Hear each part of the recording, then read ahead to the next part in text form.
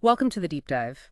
Today, we're embarking on really a fascinating exploration into a transformative era in American history, decades between 1790 and 1860. That's right. We've gathered a compelling array of sources that illuminate a period marked by profound religious revival and, well, an energetic surge of social reform. These were forces that fundamentally reshaped the nation we know today. Exactly. This period was characterized by significant social and intellectual ferment, Right. where deeply held beliefs kind of ignited this widespread desire to address and improve various aspects of American society. Right. Our focus will be on understanding the powerful interplay between two major currents, the Second Great Awakening and the subsequent Age of Reform. Okay, let's unpack this. When we talk about this age of reform, it wasn't just a single issue, was it? No, not at all. The material we've looked at highlights a remarkable range of movements that really took hold, from efforts to humanize prisons and the widespread push for temperance, to the early and crucial advocacy for women's rights, the, monumental struggle against slavery, and significant initiatives in education, the treatment of mental illness, and even the establishment of some really intriguing utopian communities. Precisely. And our goal in this deep dive is to truly grasp the underlying forces that propelled these transformative movements. What were the key catalysts and what lasting impact did they have on the evolution of American society and culture? So let's begin at the source, maybe, with the Second Great Awakening. It seems that even in the late 1700s and early 1800s, America was already a fairly religious place. Our sources indicate a pretty high rate of church attendance, around 75%. That's true. But alongside this widespread religious practice, there was also this growing intellectual movement, significantly influenced by Enlightenment ideals. Right. This led many to adopt a more rational and less traditional approach to religious belief. Think about the emphasis on reason that characterized the intellectual climate of the late 18th century. Right, and this intellectual shift gave rise to philosophies like deism. Our sources explain that deism prioritized reason and scientific observation over, say, divine revelation. Exactly. And influential figures like Paine, Jefferson, and Franklin were drawn to this. They believed in a supreme being, but questioned traditional doctrines like original sin and the divinity of Christ. Okay. And deism, in turn, played a role in the development of Unitarianism, which emerged from a less dogmatic interpretation of Puritanism. Ah, okay. This was a faith embraced by intellectuals, people like Ralph Waldo Emerson. It emphasized the concept of one God, the inherent goodness of humanity, the power of free will, and a vision of God as a loving father. Quite a contrast to some of the more stern portrayals earlier. Which brings us to the Second Great Awakening, often seen as a reaction against this more liberal religious landscape, wouldn't you say? Yes, definitely a reaction. It began around 1800 on the southern frontier and then really gained momentum moving north as well. And it sounds like its impact was even more profound than the First Great Awakening. Without a doubt. It's considered a watershed moment in American religious history. It resulted in a huge number of conversions, but its influence extended far beyond individual piety. How so? Well, it led to the reorganization and growth of various denominations, and crucially for our discussion, it provided the moral and spiritual foundation for many of the reform movements we touched on earlier. Ah, The shift towards personal conversion and this idea of earthly perfectibility, it created a sense of individual and collective responsibility to address societal ills. That directly inspired movements like temperance and abolition, where individuals felt this moral obligation to cleanse themselves and society. and the way this revival spread sounds quite dramatic, particularly on the frontier, with these massive camp meetings. Oh, yes. We're talking up to 25,000 people gathering for days at a time, listening to these incredibly impassioned hellfire gospel preachers. These camp meetings were remarkably effective in reaching people in more remote and sparsely populated areas. Yeah. Really effective. And the religious denominations that experienced the most significant growth during this period were the Methodists and Baptists. Why them specifically? They emphasized a personal and often very emotional conversion experience, which differed from, say, the Calvinist doctrine of predestination. And they also had a more decentralized and democratic structure within their churches, plus a more expressive style of worship. Our sources even highlight some key individuals like Peter Cartwright, a Methodist circuit rider who traveled extensively to preach, A real character. and Charles Grandison Finney, who sounds like a truly influential revival preacher. He really believed in the possibility of achieving a more perfect society here on Earth, right? And actively inspired movements focused on education, temperance, and even the abolition of slavery. Exactly. And here's where we see that compelling connection, this intense religious fervor directly fueling social change. Right. Finney and others saw these reforms as integral to building a more just and righteous earthly realm, echoing that earlier Puritan aspiration for a perfected community, The Second Great Awakening wasn't solely about individual salvation. For many, it carried a strong social gospel, emphasizing the application of Christian principles to societal problems. Now, our sources also mentioned this burned-over district in western New York. What was unique about that region? The burned-over district. That particular area had experienced wave after wave of intense religious revivals and the emergence of numerous new religious movements. Oh, hey there. Well, partly it was due to the settlement of many New England Puritans in the region, who brought with them this tradition of fervent religious engagement. It became a real hotbed for new denominations and passionate preaching, leading to what was termed fragmentation, the splitting off of new religious groups with distinct interpretations and practices. And from this environment arose groups like the Adventists, or Millerites, led by William Miller, who famously predicted Christ's second coming in 1844. Now, obviously, that prediction didn't materialize, but the movement garnered a substantial following. That really illustrates the intense religious atmosphere of the time. It certainly underscores the fervent religious climate in that part of the country.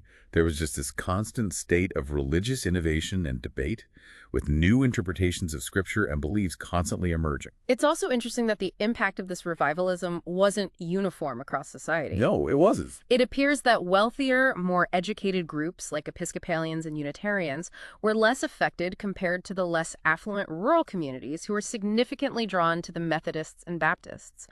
What might explain that disparity beyond just, intellectualism versus emotionalism? That's a great question. The more established denominations often appealed to a more educated and socially prominent demographic with their emphasis on reasoned theology and established traditions. In contrast, the emotional intensity and focus on personal experience within the Methodist and Baptist traditions resonated more deeply with those in less privileged circumstances. Yeah. It offered a sense of direct connection to the divine and a more participatory role within the church community. Makes sense. Also, the simpler structures and emphasis on individual agency in these denominations likely appealed to those who felt marginalized by more hierarchical social structures. And of course, we cannot discuss this period without confronting the profoundly divisive issue of slavery. It seems that this religious revival ironically contributed to the fracturing of denominations like the Baptists, Methodists, and Presbyterians along sectional lines. Absolutely. A tragic foreshadowing. It really was a stark and tragic foreshadowing of the Civil War. Absolutely. The irreconcilable moral conflict over slavery was tearing apart the very fabric of American society. And religious denominations, as influential social institutions, were not immune. Differing interpretations of Scripture and fundamental moral obligations regarding human dignity led to these deep and ultimately irreparable divisions. And then we see the rise of the Mormons, with Joseph Smith founding the Church of Latter-day Saints in that same burned-over district in 1830, accompanied by the publication of the Book of Mormon. Their story is really quite remarkable. It is a compelling narrative, both religious innovation and incredible resilience.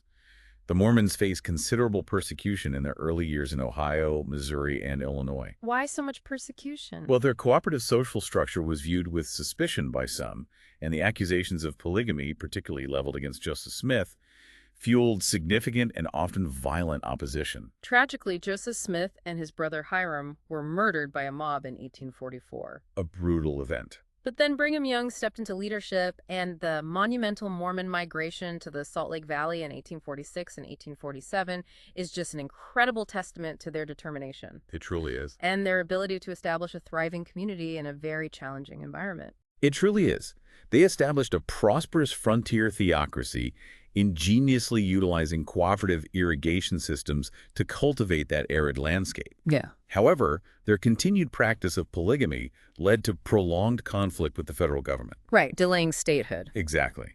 It ultimately delayed Utah statehood until 1896, after they officially discontinued the practice. So the Second Great Awakening lays this groundwork, this surge of intense religious feeling, coupled with the nascent idea of striving for a more perfect society here on Earth. And this seems to have been a major catalyst for the age of reform that followed, right? Exactly. People felt a powerful moral obligation to address what they perceived as injustices and flaws within American society. Exactly. That widespread vision of a more perfected society, intertwined with the desire to uphold what were seen as traditional moral values in a rapidly industrializing and changing economy. That provided a powerful and pervasive motivation for social reform across a wide spectrum of issues. And it's striking how prominent women were in so many of these reform movements, especially in the early stages of the fight for suffrage. Yes, very prominent. It seems these movements offered women a unique avenue to engage in public life and exercise their moral authority in ways that were not traditionally accepted. They did indeed. While still facing significant societal constraints and expectations that largely confined them to the domestic sphere, reform movements provided women with unprecedented opportunities to exert their moral influence and advocate for societal change. Mm. While the fight for suffrage eventually became a central focus, women were also deeply involved and often led efforts in temperance, abolition, and education reform. Let's delve into some of these specific reforms then. Our sources clearly indicate that the movement to abolish slavery became the dominant moral and political issue, arguably overshadowing many other reform efforts. It certainly looms large over the period. But we also see significant energy directed towards temperance, the early stages of advocating for women's rights, advancements in education, movements promoting peace, the push for more humane treatment of the mentally ill, reforms to the prison system, and even attempts to end the practice of imprisonment for debt. It's a really comprehensive agenda of societal improvement. It truly reflects a widespread aspiration for moral and social betterment that touched upon virtually every facet of American life in the antebellum period. The crusade against alcohol seems particularly significant. Our sources detail how widespread alcohol abuse was in the 19th century. Oh, rampant. Affecting people across various social strata and having serious consequences for both work and family life. It was a pervasive social problem. Yeah. It contributed to decreased productivity in the workforce, a high rate of workplace accidents, and a significant amount of domestic violence and family instability. So the temperance movement aimed to address these things. Yes, these deeply concerning issues, primarily by promoting complete abstinence from alcohol.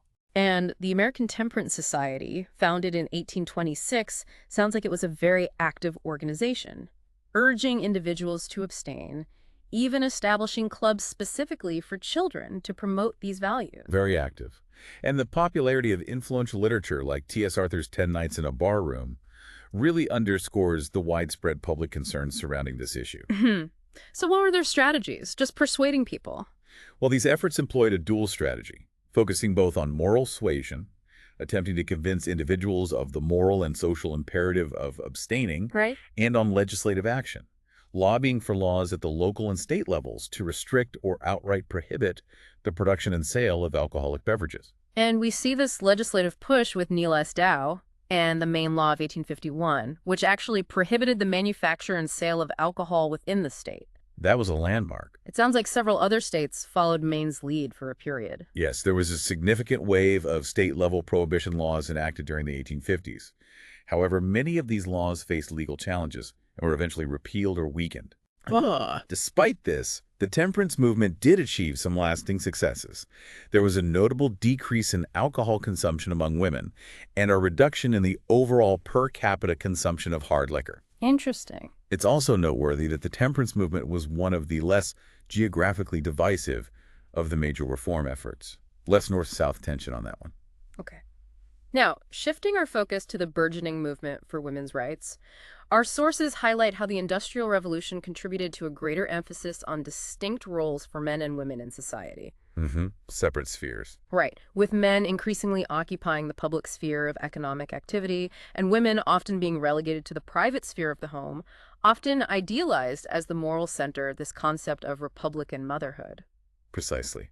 For clarity for our listeners, this was the idea that women, while primarily in the domestic sphere, had a crucial civic duty to raise virtuous, educated citizens for the new republic. Got it. But while Republican motherhood did acknowledge women's importance in shaping the character of the nation through their roles as mothers and educators, some women began to question the limitations placed upon their lives Naturally. and expressed a growing desire for greater participation in the public and political spheres. And this desire led to the emergence of pivotal female reformers such as Lucretia Mott, Elizabeth Cady Stanton, and Susan B. Anthony, Key figures. who became tireless advocates for women's suffrage and a broader expansion of women's rights. We also see figures like the Grimke sisters actively speaking out against both the injustices of slavery and the limitations imposed on women. These women exhibited remarkable courage, directly challenging deeply entrenched societal norms and expectations. The Seneca Falls Convention in 1848, organized by Stanton and Mott, stands as a truly pivotal moment. Absolutely. The Declaration of Sentiments that emerged from Seneca Falls, with its bold assertion that all men and women are created equal, and its formal demand for women's suffrage, that's widely considered the launching point of the modern women's rights movement in the U.S. It absolutely is. It's important to remember, though, that these early efforts were met with significant public skepticism and even outright ridicule. They certainly were. The early women's rights movement faced considerable opposition and was later somewhat overshadowed by the escalating national crisis over slavery and the outbreak of the Civil War. Right. However, despite these challenges, they did achieve gradual progress in areas such as gaining admission to some institutions of higher education and securing limited property rights for married women in certain states. Small steps, but important ones. Okay, let's talk education. The realm of education also experienced significant reform efforts during this period.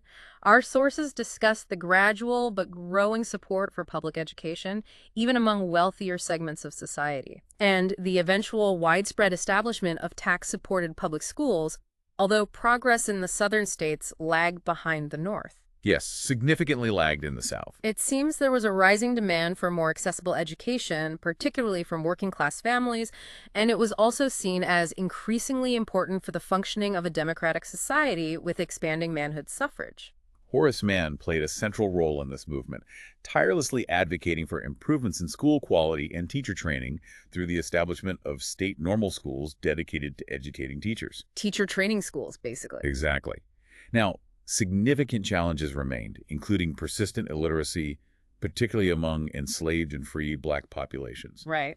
But there were undeniable advancements in expanding access to education in many parts of the country. And we see the influential role of figures like Noah Webster, whose dictionary helped to standardize American English and foster a sense of national linguistic identity. Huge impact. And William H. McGuffey, whose widely used readers played a crucial role in shaping the moral, patriotic, and idealistic values of generations of American schoolchildren. Those readers were everywhere. Higher education also saw expansion with the growth of denominational liberal arts colleges, primarily in the South and West, and the groundbreaking emergence of women's schools like Emma Willard's Troy Female Seminary and Oberlin College. Oberlin is key.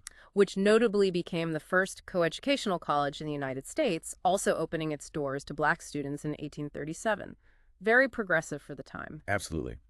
These developments in education were fundamental for fostering a more informed and engaged citizenry, which was widely viewed as essential for the success of the American experiment in democracy. And wasn't there also something called the Lyceum Movement? Yes. The Lyceum movement provided public platforms for traveling lecturers on a wide array of intellectual and scientific topics. It also contributed significantly to the dissemination of knowledge and the stimulation of public discourse, sort of like public lectures for adults. Got it. We also have the American Peace Society actively advocating for peaceful resolutions to conflict, gaining some momentum before the looming shadows of the Crimean and Civil Wars kind of took over. Yeah, the timing wasn't great for a peace movement, unfortunately. And we cannot overlook the truly transformative work of Dorothea Dix on behalf of the mentally ill. Absolutely crucial figure. Her tireless efforts involved meticulously documenting the horrific and inhumane conditions in which the mentally handicapped were often kept and advocating passionately for improved treatment. This ultimately led to the establishment of numerous new and more humane hospitals and asylums. Her dedication was really remarkable. Dix's work was indeed groundbreaking. It fundamentally shifted societal understanding of mental illness and advocated for a more compassionate and therapeutic approach to care. A real pioneer. Now, our sources then lead us into the fascinating realm of wilderness utopias. This period saw a remarkable number of attempts to establish ideal cooperative communities based on various reformist principles. Yeah, dozens of them, over 40 attempts. We see examples like Robert Owen's New Harmony in Indiana, which, despite its eventual dissolution, was notable for its early commitment to progressive educational ideas like the first American kindergarten, free public schooling, and a free public library. Even though it failed, it planted some important seeds. And then there was Brook Farm in Massachusetts, an intellectually oriented community that even counted Nathaniel Hawthorne among its residents, focused on a philosophy of plain living and high thinking. Right, attracting those transcendentalist types. While most were short-lived due to internal conflicts or external pressures, these experiments offered valuable insights into alternative social structures and fueled ongoing debates about equality and communal living. These utopian experiments, though often ultimately unsuccessful in achieving their long-term goals, reflected the intense idealism and the deep-seated desire among many reformers to create a more just and equitable social order. They represented concrete attempts to put radical social and economic theories into practice. Offering valuable, albeit often cautionary, lessons. It's definitely cautionary sometimes. Then we have more radical examples like the Oneida Colony in New York, which practiced some very unconventional social arrangements, including what they termed complex marriage and a form of eugenic selection. Yeah, that one pushed the boundaries, for sure. Yet it sounds like they were quite economically successful for a time, particularly in manufacturing things like silverware. Oneida is a particularly interesting case because it shows how these utopian ideals could clash with mainstream societal norms. It really does. Their economic success, however, highlights a certain level of social organization and innovation. They made it work, economically at least, for quite a while. And then there were the Shakers. Ah, the Shakers. Very distinctive. Who established one of the longest-lasting communal sects in American history, emphasizing celibacy, spiritual equality between men and women, a commitment to simplicity in all aspects of life, a communistic economic system, and sustaining their numbers through adoption and conversion. Famous for their furniture, too, right? That's right. Simple, functional design. They lasted from the late 1700s well into the 20th century in some places. And the Amana community in Iowa, a perfectionist communal society founded on religious principles, even developed a successful manufacturing business appliances, I think, that continues to exist in a more modified form today. It does, yes. Adapted over time. Our sources even suggest that the Mormon community, with its strong social cohesion and cooperative practices, could be considered a uniquely successful, albeit theocratic, utopian society. That's a debated point, but you can certainly make the case, given their longevity and success in settling Utah.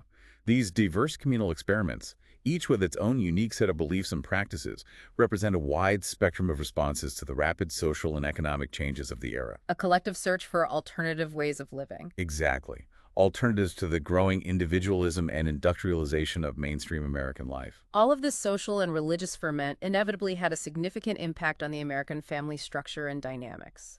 Our sources point to a growing sense of self-awareness among women and an increasingly defined division of labor and social roles between men and women. Yes. The cult of domesticity became a prominent ideology. It idealized women's role as the moral center of the home and the primary nurturer of children. Publications like Godey's Ladies' Book played a significant role in disseminating and popularizing this ideal. Right, that magazine was huge. Very influential. But even within this framework, we see significant shifts occurring within the family unit.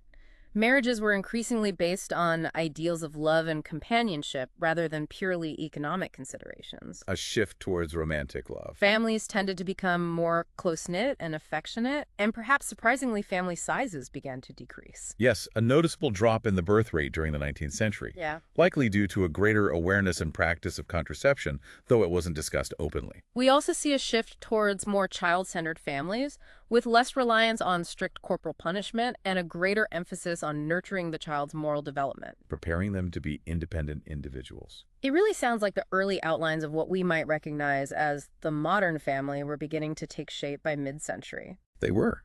These evolving dynamics within the American family reflect changing societal values, economic structures, and ideas about marriage, parenthood, and the roles of men and women in a rapidly transforming society. It's also insightful how our sources touch upon the unique character of the American experience on the frontier.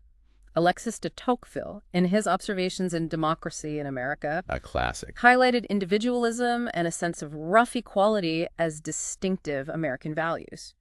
The often harsh and demanding conditions of Western life fostered a strong sense of self-reliance and sometimes crude but egalitarian social habits, at least among white men. The frontier environment indeed fostered a spirit of self-reliance and a more egalitarian ethos, particularly in the absence of established social hierarchies. It was a place where individual initiative and hard work were often prized above social standing. But not for everyone. No, absolutely not. This equality, tragically, did not extend to enslaved people or Native Americans. That's a crucial caveat. Okay.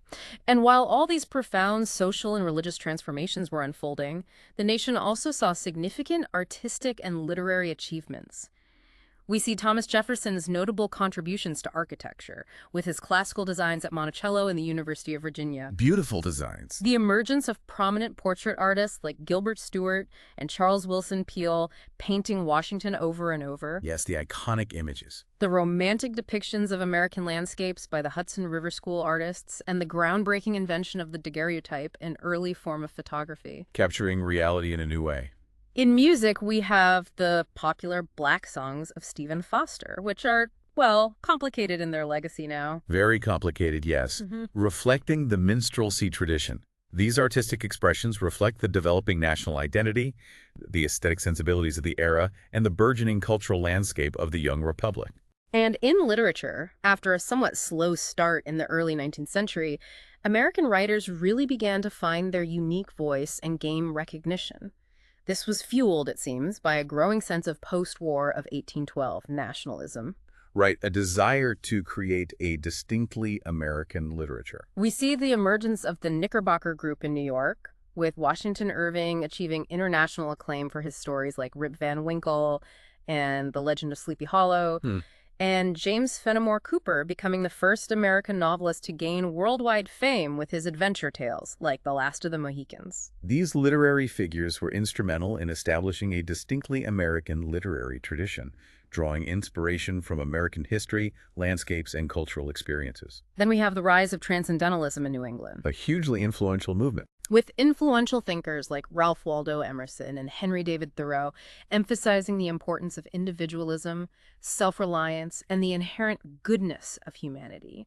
They advocated for a direct, intuitive connection to a higher spiritual reality, the oversoul, that transcends sensory experience. Right, trusting your inner light. Thoreau's seminal essay on civil disobedience, in particular, went on to inspire significant social and political movements for nonviolent resistance around the world. Gandhi, King. A powerful legacy. And we can't forget the groundbreaking and distinctly American poetry of Walt Whitman, Leaves of Grass. Absolutely. Transcendentalism was a profoundly influential intellectual and spiritual movement that deeply shaped American thought and culture. It championed individual conscience, the power of intuition, and the inherent divinity within each person, often leading to a commitment to social reform and a questioning of established norms. We also see the emergence of more individualistic and often dissenting voices in American literature. Edgar Allan Poe exploring the darker and more mysterious aspects of the human psyche. Master of the macabre.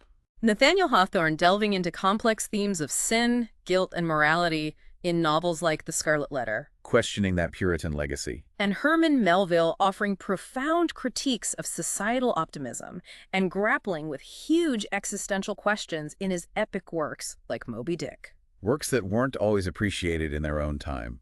Melville, Hawthorne, Poe, they provided a more nuanced and often critical perspective on American society, challenging prevailing ideologies and exploring the complexities of human nature and the social landscape. And the world of journalism experienced significant growth during this period too, right? Increased literacy helped. Definitely. Though some of it was quite sensationalist, the gutter journalism.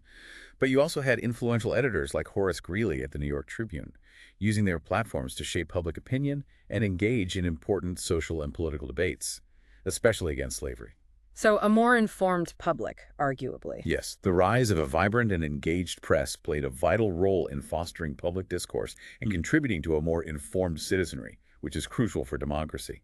And just briefly, in the realm of science, we have the remarkable contributions of John J. Audubon. Ah, the bird guy. Yes. His beautifully illustrated Birds of America achieved widespread popularity and continues to be celebrated for its scientific accuracy and artistic merit.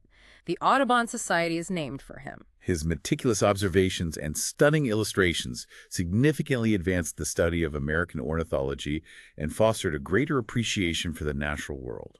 Okay. Of course, no deep dive into this period would be complete and honest without confronting the immense and tragic shadow of slavery. Impossible to avoid. It underlies so much. Our sources meticulously detail the rise of King Cotton following Eli Whitney's invention of the cotton gin in 1793. That just made cotton cultivation incredibly profitable, Game changer, unfortunately. leading to the rapid expansion of the Cotton Kingdom across the South and a profound reinvigoration and entrenchment of the institution of slavery. This had a monumental impact on the Southern economy, its social hierarchy, and its political power. The Southern economy became almost entirely dependent on the forced labor of enslaved people in the production of cotton.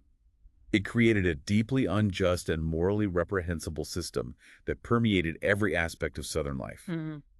The insatiable demand for cotton-fueled westward expansion and the horrific internal slave trade, tearing apart countless families, just brutal. Our sources also provide a nuanced picture by outlining the three Souths, the Border South, the Middle South, and the Lower South, Right, important distinctions. highlighting the regional differences in climate, the size of the enslaved population, and the degree of commitment to the institution of slavery across these areas. And it becomes clear that the planter aristocracy, while representing a relatively small percentage of the Southern white population, wielded immense political and social power. This elite planter class established a virtual oligarchy in the South. They dominated political life and perpetuated a social system that privileged their interests. Kind of like lords. In a way, yeah. While they often espoused a sense of public obligation, their dominance came at the cost of stifled democracy, limited investment in public education for the majority, and the rigid maintenance of a hierarchical social order based on race and the ownership of human beings. The brutal realities of plantation slavery, the inhumane punishments, the constant threat and frequent reality of family separation through sale, the systematic denial of basic human dignity and rights. They're starkly and tragically laid out in our sources. Hard to even comprehend the scale of the cruelty. And despite the courageous acts of resistance by enslaved people, sabotage, escape attempts, organized revolts like those led by Gabriel Prosser, Denmark Vesey, and Nat Turner, Important names to remember. the system remained incredibly oppressive and deeply entrenched. These revolts, though ultimately suppressed with extreme violence, instilled a pervasive fear in Southern white society and led to even more restrictive and brutal slave codes. These acts of resistance, though met with brutal reprisal, underscore the inherent human desire for freedom and the profound injustice of the system. The constant fear of further slave uprisings became a defining characteristic of Southern white society, shaping their laws, their social interactions, and their political anxieties. It's also crucial to remember, as you pointed out, that the majority of white Southerners did not own slaves. Only about a quarter did. That's right, and most of those owned fewer than 10. Yet, our sources indicate that they often fiercely defended the institution of slavery. Why? Well, often as a symbol of white racial superiority and as a crucial mechanism for maintaining social control within a biracial society. It gave even the poorest white person someone to feel superior to. The ultimate social floor. In a grim way, yes. And then you have the often overlooked group of mountain whites, largely independent farmers in the Appalachian regions. They often harbored resentment towards the wealthy planters and their enslaved workforce, and often held unionist sympathies during the Civil War. So, not a monolithic white South. Not at all.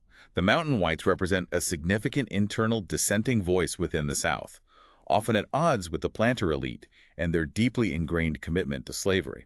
We also learn about the precarious existence of free black people in both the southern and northern states, numbering around 250,000 in the South by 1860. Often descendants of manumitted slaves or mulattoes, some even purchased their own freedom. They faced constant discrimination and the ever-present threat of being illegally re-enslaved. And a similar number resided in the North, where, despite their legal freedom, they also faced pervasive racial prejudice, discrimination in employment and housing, and the denial of basic civil rights, sometimes competing with recent immigrants like the Irish. Yes, and it's a stark reminder that racial inequality was a deeply ingrained problem throughout the entire nation, not just the South. Sometimes anti-black sentiment was even stronger in the North. Right. The existence of free black communities in both the North and South challenged the fundamental justifications for slavery and exposed the hypocrisy of a nation claiming to uphold ideals of liberty and equality for all. Yet their lives were marked by systemic discrimination, limited opportunities, and constant vulnerability. Finally, let's look at the rise of the abolitionist movement, tracing its origins to Quaker moral convictions and its evolution into a more radical call for the immediate and unconditional emancipation of all enslaved people in the 1830s. Fueled in part by the moral and spiritual fervor of the Second Great Awakening we discussed earlier. Exactly. We encounter the courageous voices and tireless efforts of key figures like William Lloyd Garrison with his newspaper, The Liberator, A fiery voice, sometimes demanding Northern secession. Frederick Douglass, an escaped slave himself, a brilliant orator and writer, Incredibly powerful. His narrative is essential reading. Sojourner Truth, the Grimke sisters who came from a slaveholding family, Theodore Dwight Weld, Wendell Phillips, and countless others who bravely spoke out against the evils of slavery, often in the face of significant public hostility and even violent threats, like Elijah Lovejoy, the martyr. These abolitionists, employing a diverse range of strategies, moral persuasion, public activism, political organizing, direct aid to escaping slaves via the Underground Railroad, played a pivotal role in raising national consciousness about the horrors of slavery and compelling the nation to confront this fundamental moral contradiction. But our sources also make it clear that radical abolitionism was not a universally popular cause, even in the North. No, far from it initially. Many Northerners held economic ties to the South, the cotton trade, for instance. They harbored a deep reverence for the Constitution and feared the disruption of the Union. This led to instances of mob violence against abolitionists. Garrison himself was attacked. Yes, dangerous work. And mainstream politicians, including figures like Abraham Lincoln in his earlier career, often distanced themselves from the more radical elements of the movement. But things shifted over time. Yes. By the 1850s, we see a growing sentiment in the North against the expansion of slavery into new territories, even among those who weren't necessarily advocating for immediate abolition everywhere. The abolitionist movement, despite facing significant opposition and often being marginalized, gradually succeeded in shifting public opinion in the North. Contributing to those growing sectional tensions. Exactly, and the increasing moral condemnation of slavery that ultimately led to the outbreak of the Civil War. So, as we bring this deep dive to a close, the interconnectedness of the Second Great Awakening and the explosion of social reform in antebellum America becomes strikingly clear. It wasn't simply about individual spiritual awakenings. No. It was about the collective effort driven by those awakenings and Enlightenment ideals to reshape American society according to evolving moral and ethical standards. Even though the very definition of those standards was fiercely contested, particularly when it came to the deeply entrenched and morally repugnant institution of slavery. Precisely. We've seen a remarkable array of reform movements, each addressing different facets of American life, fueled by a complex interplay of religious conviction, a belief in human perfectibility, and a desire to create a more just and equitable society, at least for some. But it's crucial for us and for you listening to remember the inherent contradictions and complexities of this era. Progressive movements advocating for greater rights and opportunities for some existed alongside deeply ingrained systems of oppression and inequality that denied basic human rights to others. Absolutely. It serves as a potent reminder that social progress is rarely a straightforward or universally inclusive process. It is a period rife with both inspiring idealism and profound injustice, a testament, really, to the ongoing struggle for a more perfect union. So, as a final thought for you, our listener, consider the enduring legacy of these transformative reform movements. Which of these battles for a more just and equitable society are still being waged today? And what profound lessons can we draw from this pivotal period in American history about the driving forces behind social change, the formidable obstacles to progress, and the enduring power of deeply held beliefs in shaping the course of human events? Thank you for joining us on this deep dive.